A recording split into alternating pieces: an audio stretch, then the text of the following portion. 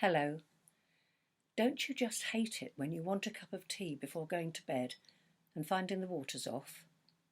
Or just in the middle of a really good film that you're watching, the electricity fails? I remember back in the 60s when there was an electricity curfew. I can't find much about it online, but I do remember having to make sure I'd filled thermos flasks with water and hot water bottles for bed during the time the electricity was on. We used candles to light our way when it was dark. There was, of course, the 3-day week in 1974, but the cuts I'm thinking about were earlier. Then there was the bread shortage. That was in the 70s too. I remember using all sorts of recipes to try to make different kinds of substitutes. Scones, some not very successful homemade bread when I had the flour, plain crackers. Our water supply went off the other day just as we were wanting to shower. Fortunately, there was enough hot water to wash in and also to fill the kettle for some coffee. We take for granted that when we turn on a tap, press a switch, use the remote, that we shall have water, electricity, our TV programme. Recently, we've had the added irritation of supplies not getting through to shops, haven't we, because of a lack of lorry drivers. We get so used to these services that many of us can't cope without them. When I was a child and stayed at my half-sister's farm in Cornwall, there was a well that supplied all the water for the house, and there was no electricity. We had gas lamps. Eventually, though, my clever brother-in-law created a generator and we had electricity. Also, he laid down his own pipes to pump water for the farmhouse and the farm.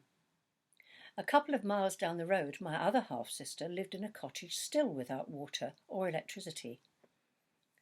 I remember when I was staying with her for a change, it was my job to trudge up the hill with a bucket to the pump and then to carry the water back down to the cottage for our day's supply.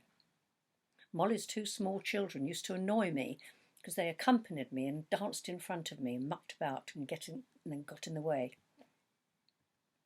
Before Eric had water on tap for the farm, he had great difficulty keeping the yard to the milking shed clean.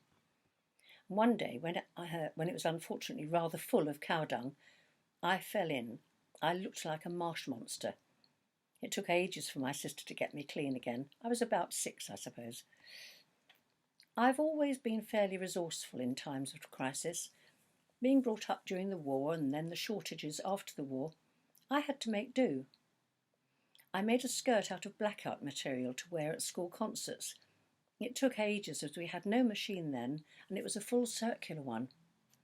I would adapt clothes from jumble sales and make myself outfits, and later I made children's clothes from cut-down adult clothes, also from jumble sales. I'm not sure all younger people nowadays could cope with no access to the internet, shops open 24 hours, everything you need and more whenever you want it, let alone long periods of time without water or electricity. Even camping has become glamping for a lot of people. Lord, thank you for all the people who supply us with our daily needs. The night workers, the long-distance lorry drivers, the bakers, medical staff, and so on. We rely on them, and yet we so often take them for granted. Keep them safe in their work and bless their homes and families. And may we and future generations never lose the ability to make do, adapt, and be resourceful.